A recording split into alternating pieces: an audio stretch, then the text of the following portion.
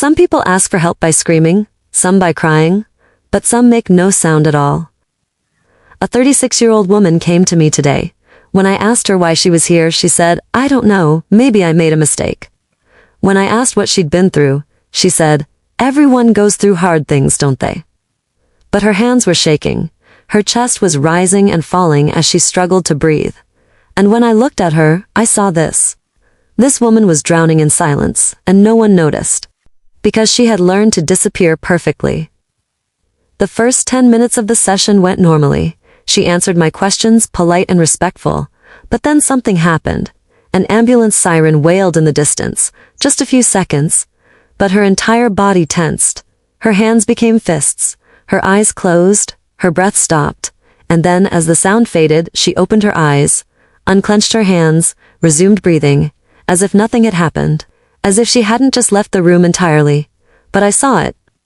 That siren had pulled her somewhere, and that place was very dark. Some of my patients healed as they spoke, but some stories never left my mind. Today, I'm gonna tell you one of those lives. If you're listening to this story, and there are things you can't hold inside, share what's going through your mind in the comments, and where you're listening from. I read every comment, I hear every story. If you want to stay updated on the therapy stories I can't get out of my head, don't forget to subscribe and turn on notifications. If this story touches your feelings, you can support me by liking. One day, I'd like to hear your story too. If you want me to share your story in my next video, you can send it to the email address on my profile. Remember, our stories heal, even just a little, when they're shared. Her name was Farah. She sat across from me with perfect posture. Her back straight, shoulders squared, hands folded carefully in her lap. Everything about her presentation screamed control. But I've learned over 22 years that the people who appear most controlled are often the ones barely holding themselves together. Her hair was pulled back into a neat bun, not a strand out of place. Her clothes were simple but immaculate, a dark sweater, dark pants, everything muted, everything designed not to draw attention. But what caught my eye wasn't what she wore. It was how she held herself. Her fingers were interlaced so tightly, her knuckles had gone white. Her breathing was shallow, measured, like each breath was carefully rationed, and every few seconds her shoulders would lift just slightly, a micro flinch, as if she was bracing for impact. I started gently. "Farah, thank you for coming today. Can you tell me what brought you here?" She looked at me, direct eye contact, but it felt rehearsed. Like she'd practiced this moment in her mind 100 times. "I'm not sure I should be here," she said softly. Her accent was faint but present. Each word carefully chosen, carefully formed. "There are people who need help more than I do." "Why do you think that?" She glanced down at her hands. "Because I'm fine. I have a roof. I have food. I'm managing." Her voice caught on the last word, just barely. But I heard it. "Managing and thriving are different things," I said gently. She nodded quickly. Too quickly. "Yes, you're right, I'm sorry. I don't want to take up your time." That was the third apology in 5 minutes. I leaned forward slightly, keeping my voice calm and warm. "Farah, you're not taking up my time. This is what I'm here for. Can I ask, what made you decide to come today?" She was quiet for a long moment, her jaw tensed, her eyes flickered to the window, then back to me. "I don't sleep well." "How long has that been happening?" "Since," she stopped, swallowed hard. "Since I came here." "When was that?" 2 years ago. 2 years of sleepless nights, and she was apologizing for being here. What struck me immediately about Farah wasn't just her politeness, it was her hypervigilance masked as composure. She wasn't calm, she was frozen. Her body language screamed tension, but her face remained neutral, almost blank. This is common in trauma survivors, especially those who've had to suppress their emotions to survive.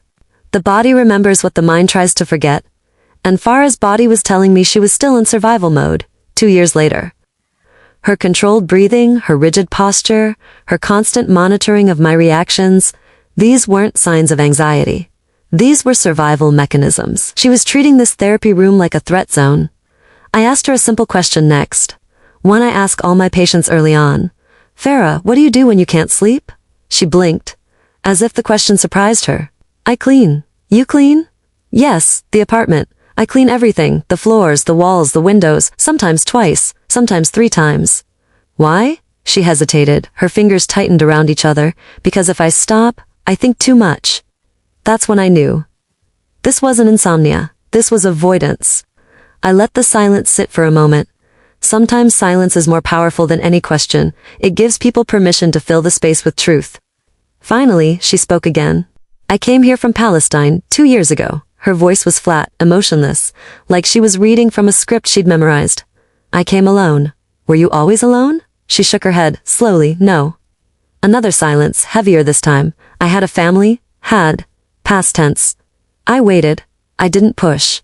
Trauma reveals itself in layers. You can't force it open or you risk the person closing down entirely. She took a breath, a shaky one this time. There was a bombing, our building. It collapsed. Her voice didn't waver, but her hands did. They began to tremble in her lap. I was on the top floor. I don't know why I survived.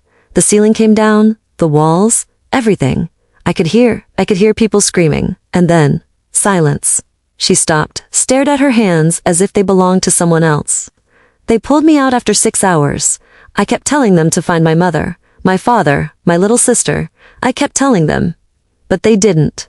Her voice broke, just for a second. Then she pulled it back. They didn't find them in time. Survivor's guilt is one of the most insidious forms of trauma. It's not just grief, it's a profound sense of wrongness. Why did I survive when they didn't? Becomes a question that loops endlessly in the mind. For Farah, being pulled from the rubble alive wasn't a relief. It was a betrayal. Her body survived, but a part of her died with her family that day. And now, every moment of normality she experiences feels like a crime. This is why she's cleaning compulsively, why she's apologizing constantly, why she can't sleep. She's trying to earn the right to exist. She's trying to prove she deserves the life they didn't get. I wanted to ask her more, but I could see she was beginning to shut down. Her breathing had quickened, her eyes had gone distant, unfocused. So I shifted gears.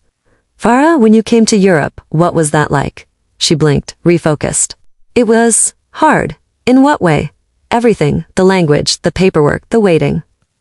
What many people don't understand about refugees is that the trauma doesn't end when they reach safety. In fact, for many, it compounds. Farah didn't just lose her family, she lost her language, her culture, her identity, her profession, her sense of home. She went from being a contributing member of society to being invisible, waiting in lines, filling out forms, being processed. The asylum system, while necessary, can be dehumanizing. Every interaction reinforces the message, you are other, you are temporary, you are conditional. For someone already carrying survivor's guilt, this becomes unbearable. Where did you stay when you first arrived? A refugee camp, for 8 months. 8 months. What was that like? She gave a small, bitter smile, the first real expression I'd seen from her. Loud, crowded, unsafe. Unsafe how? She looked away. There were men. They would look at you, follow you. You couldn't be alone. You couldn't trust anyone. Her hands were shaking more now. I learned to be invisible. Invisible. That word hung in the air between us. What do you mean by invisible? I asked softly. I mean, I learned not to be seen. I kept my head down. I didn't make eye contact. I didn't speak unless spoken to. I made myself small. Farah's survival strategies shifted when she arrived in Europe. In the bombing, survival was physical. Stay alive, stay conscious. But in the refugee camp, survival became social. Don't be seen. Don't be noticed. Don't be vulnerable. She learned that visibility equaled danger. So she became a ghost. Polite, quiet, unobtrusive. This is a common adaptive mechanism in environments where power is asymmetrical and safety is fragile. But the cost is profound. You begin to erase yourself. You stop knowing what you want, what you feel, who you are. You become a reaction to your environment rather than a person with agency. After the camp, what happened? I was granted asylum. I moved to a small apartment. I started language classes. How was that? I studied every night. I had to be the best. Why did you have to be the best? She looked at me, surprised by the question. Because they let me stay. I had to prove I deserved it. There it was, the weight she'd been carrying. Farah, you don't have to earn the right to exist. Her eyes welled up, but no tears fell. I do, she whispered. I do, because they didn't survive. And I did. So I have to be worth it. This is where Farah's childhood trauma and her war trauma intersected. She told me later that even before the bombing, she was her family's pride. The daughter who did everything right. the teacher everyone admired. Perfection wasn't just expected, it was her identity. When she survived and they didn't, that perfectionism took on a darker edge. Now it wasn't about pride, it was about justification. If she could be perfect enough, work hard enough, complain little enough, maybe her survival would make sense. Maybe it would be fair. But perfection is an impossible standard, and she was drowning trying to meet it. I asked her about work next. She told me she'd found a job at a cleaning company. Long hours, low pay. Do you like the work? It's fine. Do they treat you well? She hesitated. A long pause. They need me, so I stay. But do they treat you well? She didn't answer. Farah, what happens if you say no to them? I don't say no. Never. Never. Farah's inability to say no isn't just politeness. It's a trauma response. She's operating from a place of constant perceived threat. Saying no feels dangerous because in her mind, it could lead to rejection, abandonment, deportation, or worse. This is compounded by her refugee status. She's internalized the belief that she must be perfect, compliant, and grateful at all times, or she'll lose everything. Her identity has become fused with survival through compliance. The irony is that this strategy, while protective in the short term, is destroying her in the long term. She's losing herself in the process of trying to keep herself safe. Farah, I want to ask you something, and I want you to think carefully before you answer. She nodded, her body tensing. When was the last time you did something just for yourself, not for survival, not to prove anything, just because you wanted to? She stared at me, silent. 1 minute passed, then 2. Finally, she whispered, I don't remember. That's when I saw the crack widen. Her hands began to shake more violently. Her breath came in short gasps. She pressed her palms together, trying to still them, trying to regain control. I'm sorry, she said quickly. I'm sorry, I don't know why I'm... Farah, stop. She froze. Stop apologizing. You don't need to apologize for feeling. A tear slipped down her cheek. Just one. She wiped it away immediately, as if it was evidence of failure. I can't, she said, her voice breaking. I can't fall apart. If I fall apart, I won't be able to put myself back together. This is the core of Farah's struggle. She's built a fortress around her emotions because she believes that if she lets even one crack show, the entire structure will collapse. This is common in people who have experienced compounded trauma. Each layer of survival required emotional suppression, first to endure the bombing, then the camp, then the integration into a new country. She's been in crisis mode for so long that she's forgotten what safety feels like. And now, the thought of feeling her feelings is more terrifying than the trauma itself. Because at least with trauma, she knows what she's dealing with. But with emotions? That's unpredictable. That's vulnerable. That's dangerous. We sat in silence for a few minutes. I let her breathe, let her collect herself. I could see her fighting to regain composure, to rebuild the walls. Then it happened. An ambulance siren wailed in the distance. Farah's entire body went rigid. Her eyes snapped shut, her hands clenched into fists, her breathing stopped. I watched as her face drained of color. Her lips moved silently, as if she was speaking to someone I couldn't see. Her shoulders hunched forward, her body curling inward protectively. The siren faded. And just like that, she opened her eyes, unclenched her hands, resumed breathing, straightened her posture, as if nothing had happened, but I had seen it. That siren had pulled her back to the rubble, back to the screaming, back to the moment her world ended. Farah, I said gently, where did you just go? She blinked at me, confused. What do you mean? The siren, what did it make you think of? Her face went blank. I don't know, nothing. But her hands were still trembling. This is a textbook PTSD response. The sound of the siren acted as a sensory trigger, catapulting Farah back to the bombing. Her body reacted before her mind could process it. This is the amygdala hijacking the prefrontal cortex. What's particularly concerning is her immediate dissociation afterward. She genuinely didn't register what had just happened. This suggests that her trauma responses have become so automatic that she's disconnected from them entirely.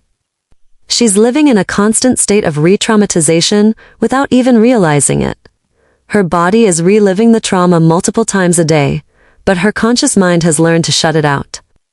This split between body and mind is exhausting and unsustainable. I also noticed something else in that moment. Even in her triggered state, even when her body was clearly in distress, Farah's first instinct was to hide it, to pretend it didn't happen. This tells me that showing vulnerability has been punished or dangerous in her past. Perhaps, in the camp, showing fear made you a target. Perhaps in her family, showing weakness wasn't allowed. Whatever the origin, she's internalized the belief that her pain must be invisible. And that's killing her slowly. Farah, can I tell you what I just saw? She nodded slowly, uncertainty crossing her features. When that siren went off, your body froze. You stopped breathing, your face changed, and then, when it stopped, you came back, like you'd been somewhere else. She stared at me. Does that happen often? I asked. I don't know. You don't notice when it happens? She shook her head. No. I needed to shift gears. She was too close to shutting down completely. Sometimes you have to step back from the wound to keep the patient present. Farah, tell me about your family. Before everything happened, what were they like? Her face softened, just a little, a flicker of something warm beneath the ice. My mother was a teacher, English literature. My father worked in construction. My sister, she was only 14. She wanted to be a doctor. What about you? What did you do? I was a teacher too, like my mother. Did you like it? For the first time, I saw something close to a smile. I loved it. What did you love about it? The students, the way their faces would change when they understood something new. When a poem clicked or a story moved them. It felt important. And now, the smile faded. Now I clean toilets. She said it without bitterness. Just fact. Just resignation. How does that feel? It's fine. It's work. But is it what you want? She looked down at her hands. What I want doesn't matter. This is another layer of Farah's trauma. She's not just grieving her family, she's grieving herself. The woman who taught literature, who had dreams, who had purpose. That woman died in the rubble too. What's left is a shell, operating purely on survival instinct. She's so disconnected from her own desires that the question, what do you want, feels foreign, almost offensive. This is existential trauma. She's lost not just her loved ones, but her sense of who she is. And in a foreign country where no one knows her history, where her credentials aren't recognized, where her language is broken, that loss of identity is complete. There's something particularly painful about Farah's situation. She was once visible, admired, respected, valued. Her students looked up to her. Her family was proud of her. But now she cleans spaces that people don't even notice. She's literally erasing evidence of human presence while erasing herself. It's both metaphor and reality. And I think part of her chose this work unconsciously. It allows her to disappear. It requires no visibility, no identity, no self. In a twisted way, it's the perfect job for someone who doesn't want to exist. Farah, I want to ask you something and I need you to be honest with me. She looked up, apprehension in her eyes. Do you want to be here? In therapy. Right now. She was quiet. I don't know. Okay. Then let me ask differently. Do you want to keep living the way you're living? Her lip trembled, her eyes filled with tears. No. What would need to change? She took a shaky breath. Everything. We were an hour into the session now. Farah was exhausted. I could see it in her eyes, in the way her shoulders had started to slump, in the slight tremor in her voice. But something had shifted. The mask was slipping. Farah, can I share something I've noticed? She nodded. You've apologized to me 11 times today. You've thanked me 7 times. And every time I ask you how you feel, you say you're fine. But your body is telling me something different. Your hands are shaking. Your breath is shallow. You're in pain. And that's okay. You're allowed to be in pain. Her eyes filled with tears. Real ones this time. I'm not allowed, she whispered. I'm not allowed to be in pain, because I'm alive and they're not. There it was, the core wound. Farah, surviving doesn't mean you're not allowed to suffer. She shook her head fiercely. You don't understand. I should have died. I was on the top floor. The building collapsed. I should have died, but I didn't. And now I have to live.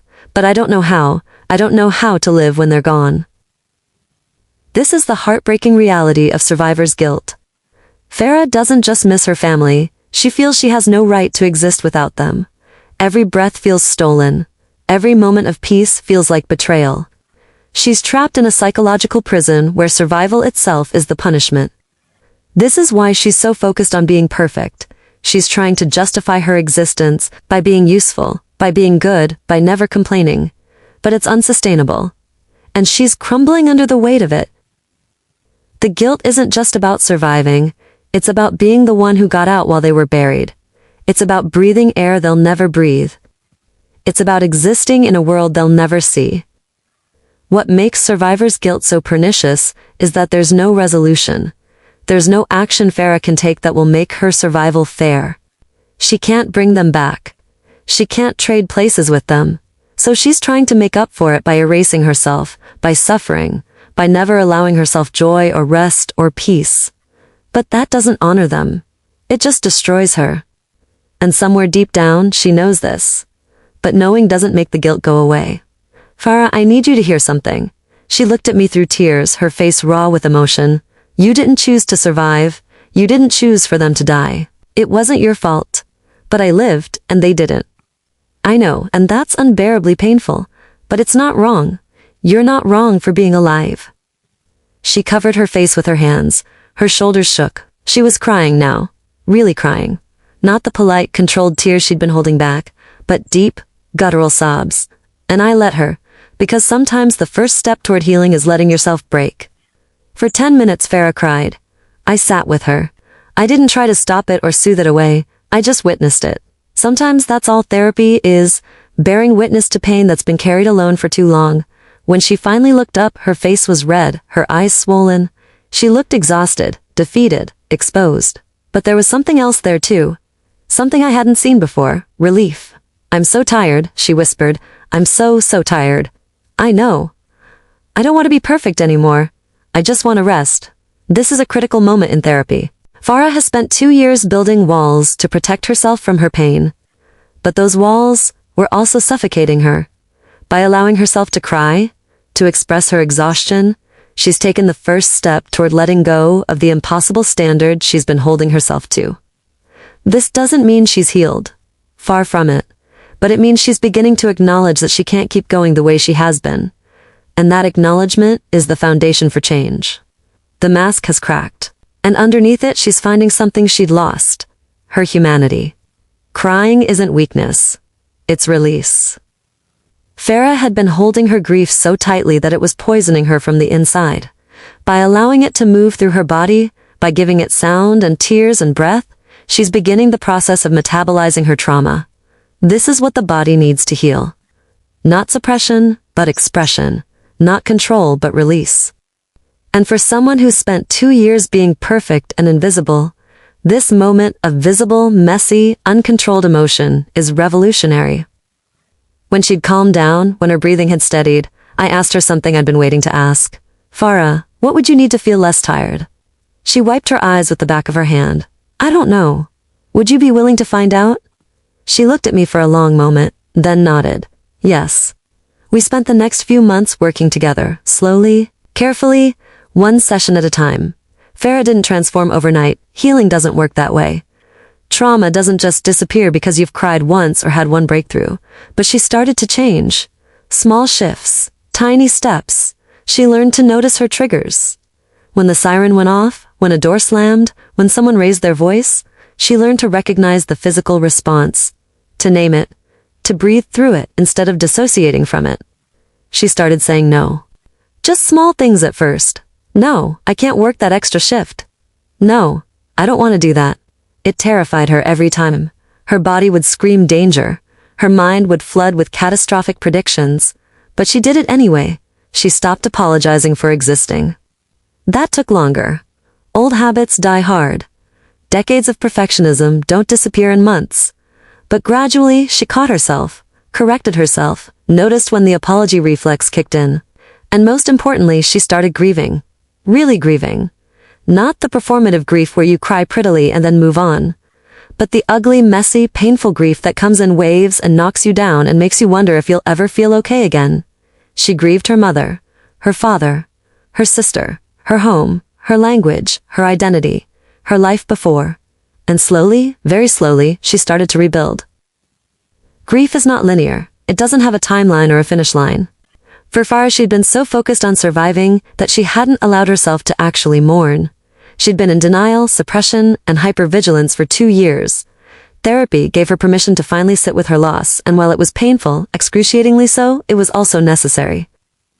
Grief, when allowed to move through the body, when given space and time and witness, can eventually transform.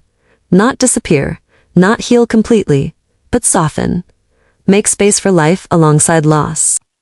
Farah was learning that she could carry her family's memory without being crushed by it. In trauma therapy, we celebrate small victories, saying no once, crying without apologizing, going one day without cleaning compulsively. These might seem insignificant to an outside observer, but for someone like Farah, they're monumental. Each small act of agency rewrites her internal narrative. Each boundary set proves she can survive pushback. Each emotion felt and survived shows her that feelings won't destroy her. This is how we build new neural pathways. This is how we teach the nervous system that the danger has passed. Not through grand gestures, but through tiny, repeated acts of courage. 6 months into therapy, Farah told me something that made me pause. I went to a park last week. Okay, what did you do there? I sat on a bench. I watched people, families, children playing, and I didn't feel angry. I didn't feel guilty. I just felt sad, and that felt okay. That was progress. Real progress. Because sadness, unlike guilt, doesn't require punishment. Sadness can coexist with life. Sadness can soften. There was one question Farah had been avoiding since the day we met. I could feel it hovering in the room every session, pressing at the edges of every conversation. And finally one day, I asked it directly. Farah, what do you want your life to look like? She froze, like she always did when I asked about her future. I don't know. You don't know, or you're afraid to say? She swallowed hard. Both. Why are you afraid? She looked down at her hands. They weren't shaking anymore. That was new. Because if I want something, if I let myself want something and I don't get it, it will hurt. Yes, it will. She looked up at me, surprised. And that's okay, I continued. Wanting things means you're still alive. It means you haven't given up. And yes, sometimes it will hurt, but isn't that better than feeling nothing at all? She was quiet for a long time. I could see her wrestling with it, turning it over in her mind. Then she said, so quietly I almost didn't hear it, I want to teach again. This was a breakthrough. For the first time, Farah expressed a desire that wasn't tied to survival or obligation. She wasn't saying I should or I need to. She was saying I want. That distinction is enormous. It signals a reconnection with her sense of self, with the part of her that existed before the trauma. Teaching wasn't just a job for her. It was an identity, a calling, a source of meaning. And by voicing that desire, she was reclaiming a piece of who she used to be. She was saying, I'm still here. The part of me that loved teaching, that found purpose in it, that part survived too. But wanting is scary, because wanting means vulnerability. It means admitting you care about something, which means it can be taken away. For Farah, who'd lost everything she loved, the idea of wanting something again was terrifying. What if she fails? What if she's rejected? What if she works toward this dream and it doesn't happen? These fears are valid. But they're also a sign of life. Dead things don't want. Broken things can't hope. The fact that she's willing to risk disappointment means she's healing. What would you need to make that happen? I asked carefully. I don't know. My credentials, they're not recognized here. I'd have to retrain, take exams. It would take years. Years you'll be alive anyway. She smiled. A real smile this time. Small but genuine. Yes, I suppose I will be. There was something different in her voice. Not optimism exactly, not confidence, quieter, something more solid. Acceptance. She was accepting that she was here, that she was alive, and that maybe, just maybe, that was okay. One day, about 8 months into our work together, Vera came into my office and said something I'd been waiting to hear. I spoke up. About what? At work. My manager asked me to work a double shift, no notice, no asking, just expected me to stay, and I said no. How did that feel? She thought about it, her brow furrowed slightly. Terrifying. My heart was pounding. I thought he'd fire me. I thought he'd yell. I thought something terrible would happen. But he didn't. He just said okay and asked someone else. She laughed. It was the first time I'd heard her laugh. A small, surprised sound. All this time, I thought saying no would destroy me. But it didn't. Nothing bad happened. You're learning something important, Farah. You have a voice. And it's safe to use it. This moment represents a fundamental shift in Farah's psychology. She's moving from a place of learned helplessness to agency. By setting a boundary and surviving the fear that came with it, she's rewriting her internal narrative. She's proving to herself that she can say no and still be safe, still have a job, still exist. This is how we build resilience, through small, repeated experiences of asserting ourselves and realizing the world doesn't end. Each time she sets a boundary and survives it, she's teaching her nervous system a new lesson. You are not powerless. You can protect yourself. You have rights. In psychology, we call this disconfirming evidence. Farah had a deeply held belief. Saying no equals danger. That belief was formed through real experiences. In the camp, in the asylum process, in her precarious position as a refugee. But beliefs formed in danger don't always serve us in safety. By taking the risk to say no and discovering nothing bad happened, she's gathering evidence that contradicts her old belief. And slowly, with enough disconfirming evidence, the belief begins to shift. This is how healing works. Not through insight alone, but through experience. Around month 9, Farah told me the nightmares had changed. I used to dream about the bombing. Every night, I'd hear the explosion, feel the building shake, see the ceiling coming down, and I'd wake up screaming. And now I dream about them. My mother, my father, my sister. But they're not angry at me anymore. They were angry before? She nodded. In the dreams, they would ask me why I lived, and they didn't. Why I got out, and they stayed buried, and I never had an answer. And now they just look at me. Sometimes my mother smiles, sometimes my sister waves, and I wake up crying. But it's different. It's sad, but it's not. It's not torture anymore. Dreams are one of the ways our brain processes trauma. In the beginning, Farah's dreams were straightforward replays, her mind trying to make sense of what happened, stuck in a loop. The anger she perceived from her family was actually her own guilt, projected onto them. As she's worked through that guilt in therapy, as she's begun to forgive herself for surviving, her dreams have shifted. Now they're less about terror and more about grief. Less about punishment and more about longing.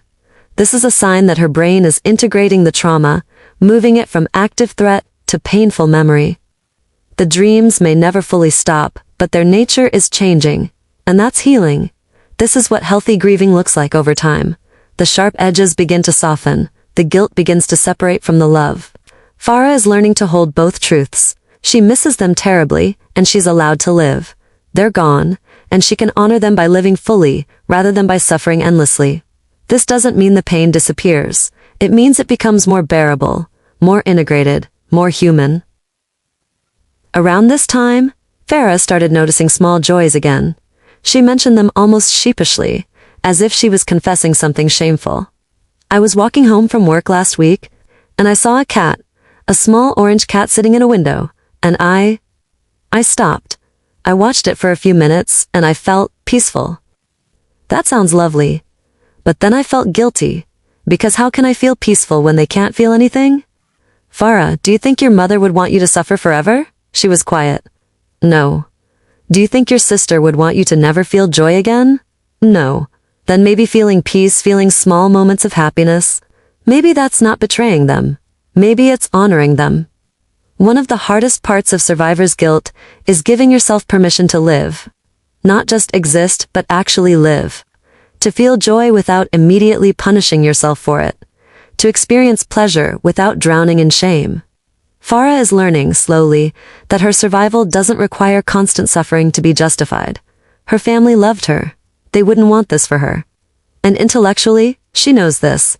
But emotionally, it takes time to internalize. Each small joy she allows herself, each moment of peace she doesn't immediately shut down, these are acts of courage.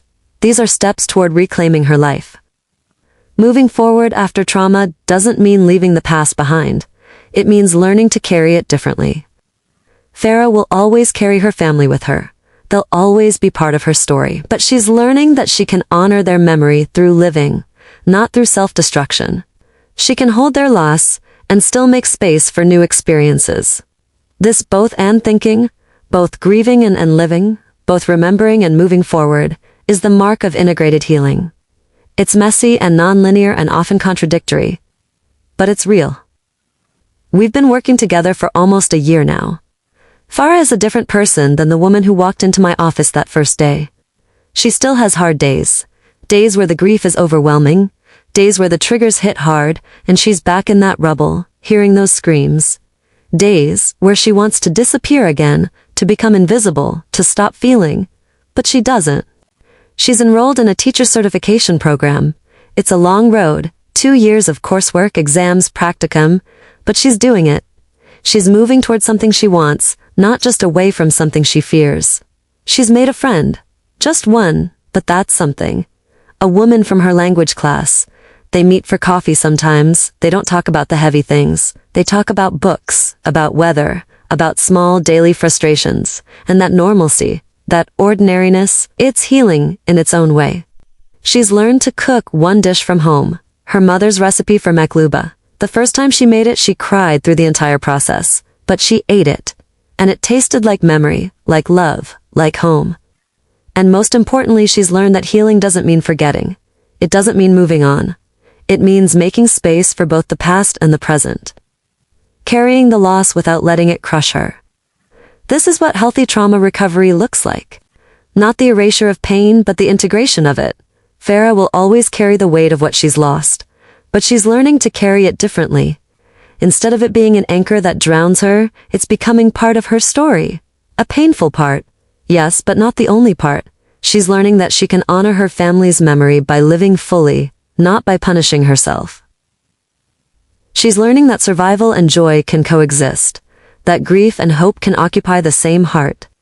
This is the work of therapy, not to fix what's broken, but to help people learn to hold their brokenness with compassion.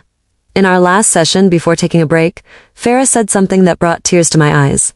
Dr. Bennett, I want to thank you. For what? For seeing me, even when I was trying to be invisible. I thought about that first session. The woman who apologized for existing, the woman whose hands trembled but whose face remained blank. The woman who'd learned to disappear so thoroughly she'd almost forgotten she was there. And I looked at the woman sitting across from me now, still carrying grief, still struggling some days, but present, visible. Here, you made yourself visible, Farah. I just witnessed it. She smiled, that same small, genuine smile I'd seen a few times over the months. Maybe we both did. Farah's story isn't over. Healing isn't a destination, it's a process. A lifelong one. There will be setbacks. There will be hard days. There will be moments when the weight feels unbearable again. But she's no longer drowning in silence. She's learning to breathe again, to speak again, to exist again. And that, in itself, is an act of profound courage. Some people scream for help, some cry. And some, like Farah, learn to make sound again, after years of silence. And when they do, it's the most powerful sound in the world. I hope this story helped you see your own life, your feelings, or those around you from a different perspective. I hope this story helped you understand yourself and others better. I'd really love to hear something about you in the comments, to know you and your story a little more. If you want to share what's going through your mind, you can write to the email address on my profile. And if this story touched you, don't forget to like and subscribe. To be notified about the next real-life story, you can click the bell icon and turn on notifications. What did you think of this story? What would you want to say to Farah? If you were in her position, how would you have handled it? What part of her journey resonated most with you? Have you ever felt invisible? Have you ever struggled to say no? Have you ever felt guilty for surviving something others didn't? Share your thoughts below. I read every comment.